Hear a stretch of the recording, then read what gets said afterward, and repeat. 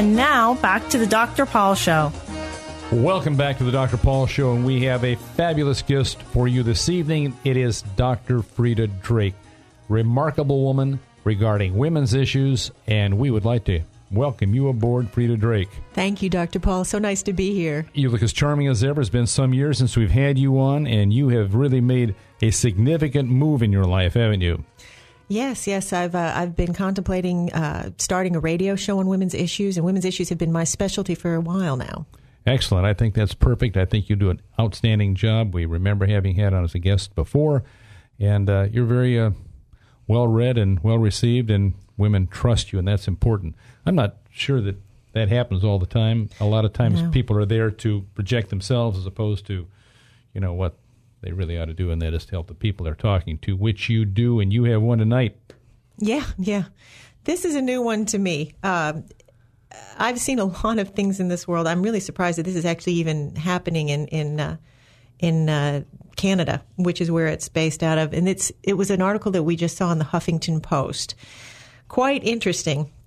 And it is titled, Canadian Radio Station Holds Win a Wife Contest. Unfortunately, in Canada, I guess their standards might be a little less than America. At least I hope so, because I'd sure hate to see it come to the United States.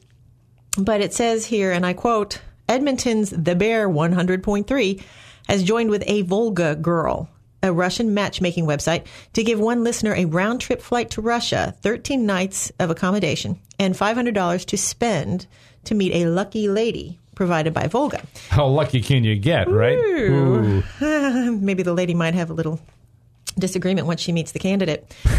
The New Zealand contest created an uproar earlier this year in another country. And in March, that New Zealand contest even ended up with a very interesting feminist march where a feminist group called Femen protested competition by marching down the Ukrainian streets naked to draw attention to the issue. I guess they got attention, didn't they? They must have. It would have got my attention. It's rather cold there sometimes. Yeah, I'm thinking maybe the Canadian women might not react the same way. Here are some interesting quotes. Alberta's immigration minister says, I'm very familiar with Eastern Europe, especially developing economies, and I do know that many of the women that make themselves available as internet brides don't do it as a virtue of choice. Who also described himself as the last person to advocate censorship. He says these women either do it due to dire economic circumstances, many are single moms, or they are coerced into it by a criminal element. We must do anything to prevent human trafficking, which I would agree with. It's rather obvious. You had some issues regarding human trafficking before, didn't you? Yeah. As a matter of fact, my parents actually met in the Bay Area. We had a sting operation, and my parents actually met and spoke with a woman who was enslaved to a Chinese restaurant, believe it or not. Really? Yes. Oh, I saw that. That was not too long ago, right? Yeah, they even attended a seminar on how to spot these because it's becoming more prevalent all the time. Amazing. Right here in the United States. This is Tampa Bay area, right? In the Tampa Bay area, yes. Wow, never know. Yeah. So what's really interesting here is that there are two front runners right now. A woman named Vanessa, going by the pseudonym of Wu, who says that she thinks Whoa. Two front runners. You mean two front runner females? No, one male, one female who want the Ukrainian wife. Oh, okay. So I don't know if it's going to be up to this woman. Time out. You mean one female wants the Ukrainian wife and one male wants the... Yes. Right, okay. And the front runner is Vanessa, who says the main benefit of having a wife is, quote, lesbian action, duh, unquote. The runner-up is Michael Okema, who claims he just wants someone to love. And there's a lot of glowing, wonderful things. He just sounds like such a great guy. And until you read a little bit further, and he says that the craziest thing that he's ever done in hopes of scoring was to feed his date a lot of alcohol, which wasn't a pretty sight. And he also says he doesn't like Canadian or American women because they're too spoiled and always want their way. We're just so tough, aren't we? Much better to have win friends and influence people right up front, right? Ooh, I guess he'll never get a date in Canada again. He better hope he wins that contest. All over the internet. Oh, my There's goodness. a winner for you. Okay, Mike, say it. What is it? I hear you. I was just taking it. I can just picture some sleazy, network corporate executive going, we can make this into a reality series. Oh, isn't that the truth? Heaven forbid. Oh my! It boggles the mind when you think about a radio station doing this for some kind of a promo. It's as bad as that one. I don't know. It was up in I think it was Ohio, and they had a radio promo. You know about this one, Mike. They were going to have turkeys, okay? And they were going to drop the turkeys out of the helicopters. I kid you not. I remember what you this don't one. know is turkeys don't fly. The poor turkeys hit the asphalt. That was it. It didn't work out real well, right? The turkeys are going, I got wings here. Wait a minute. This ain't working out. This is not happening. Well, this has got to be a morning zoo show without a doubt that's doing this. But the important point here is the woman's issue. You are exploiting women to the nth degree. Right. Women who are not perhaps capable of taking care of themselves, women who are looking to do anything to be able to supply, to take care of themselves, to take care of their families. It's a horrible, horrible exploitation, and it's shocking that anybody in Canada, any station would do it, or that any producer or even the station itself would allow such a thing to happen. Well, that station, as I recall, happens to have a corporation that's sort of a holding company for that. So I think that's where the issues occur. I wouldn't be surprised at some point in time if some women's group didn't file suit against them for some reason. I would certainly back it. I'll bet you would. I know you, Dr. Drake, and you would certainly. I would rather have them. They would rather walk through fire, I think, once they've had the experience of being with Dr. Drake. I've seen that one. So the fact is that women's issues are critical. Mm-hmm. It's something that too often is glossed over. Right. We don't take it seriously. And look, there are countries out there where people have misery. They are very poor economies. They want to be brought to the United States. They want to get to another country, and for good reason. That's fine. I think we all appreciate that. We all know that how many marry a woman from Asia, marry a woman from Ukraine, mm-hmm. wherever it may be, Eastern Europe. But they're there, Russia, whatever. And they're legitimate, I suppose, to a degree, and I think they have to be. And so in his case, he's saying that some of these are put up by criminals, and I didn't know that. Mm-hmm. How does that work?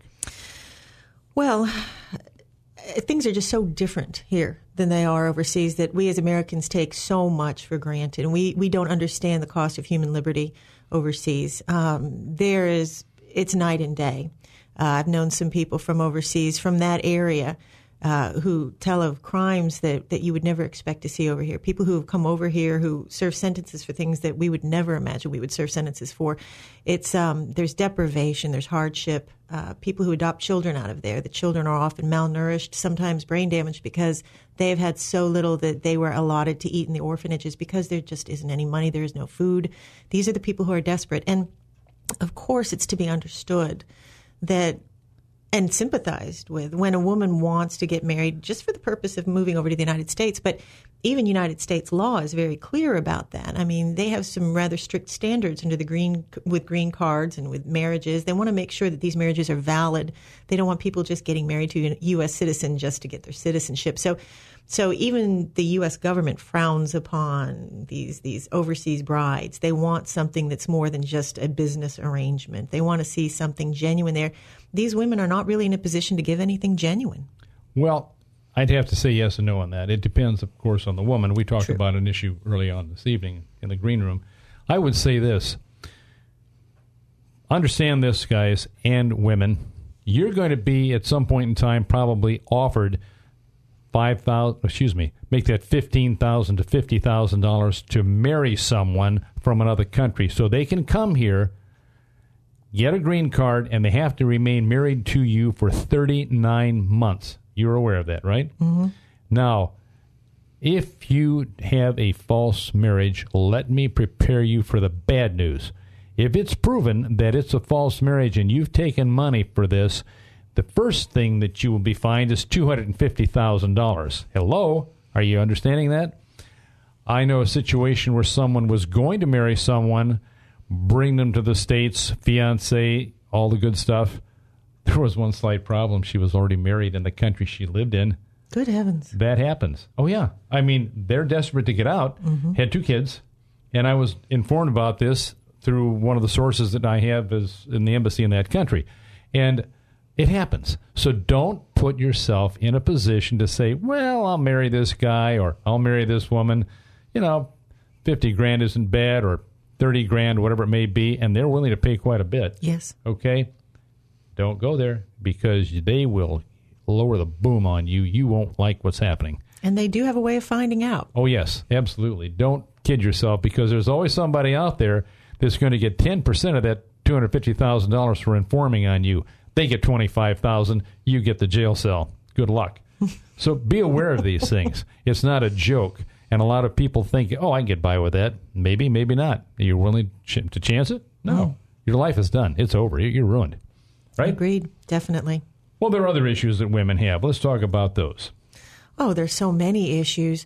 They range from anything from women's health issues. One of the most misunderstood issues is women's health because, oddly enough, women have very different health statistics than men do.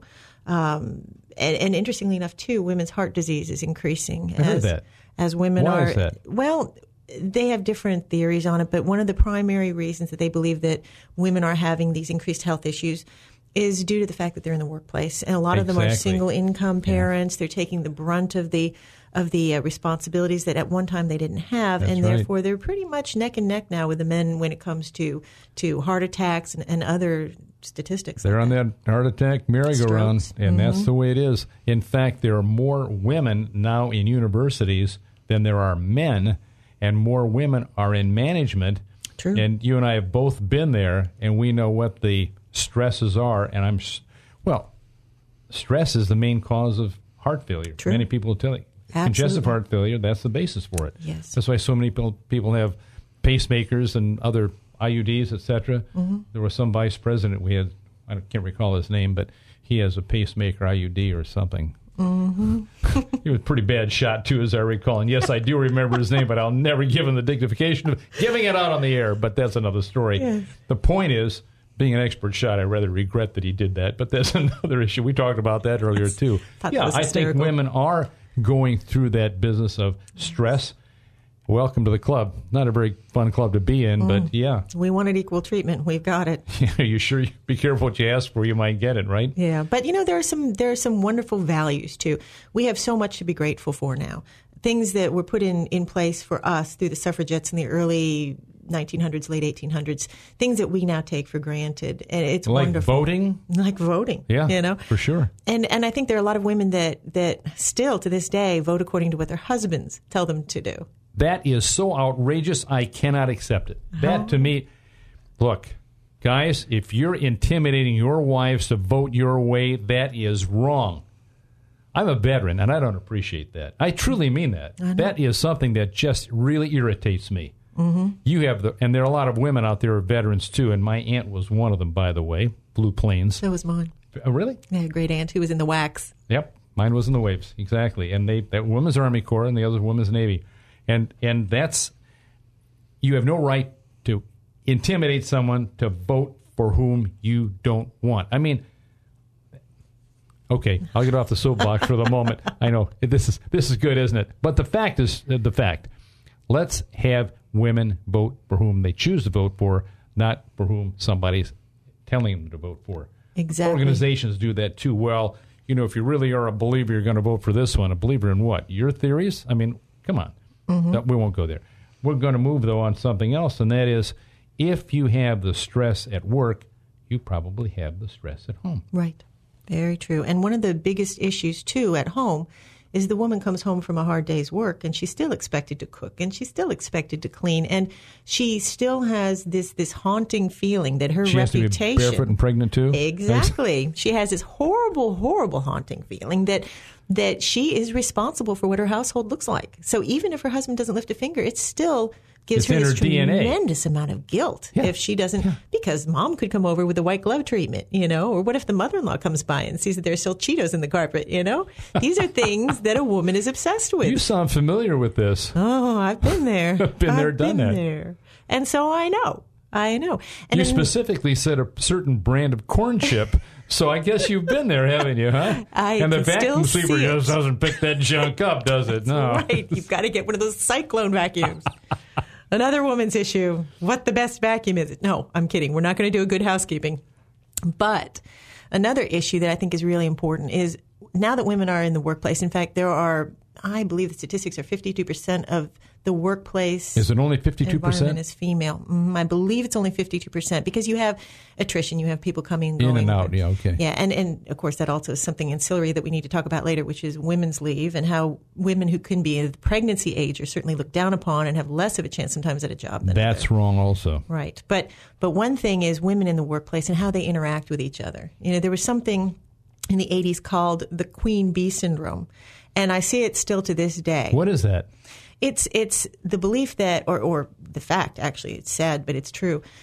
There are the women who will fight and claw their way to the top and then not allow anybody else to get near them. They're at the top. You get to stay at the bottom. There's no sisterhood. There's no mentoring. They're it's not very team players. different, very different than men. And there are different theories as to why this is. But one of the best studies I've ever seen seems to indicate that women who did not play team sports, and most women don't. Most women's sports are very individualistic. That's right. If they did ballet, if they did gymnastics, it was them against everybody else. So they have always been taught that it's them against everybody else. The woman next door is a woman to be feared, not helped, not supported. And yet the women who play team sports when they're young, such as soccer, anything like that, tend to be better at the camaraderie. They tend to look out for their sisters a little bit better than the women who Well, that's very not. self-defeating. Oh, and I'll very tell you much why so. it is. Having been in corporate structures, regional director for a major financial services company, I can tell you what the differences are. We're going to go to those differences right after these breaks. We'll be right back.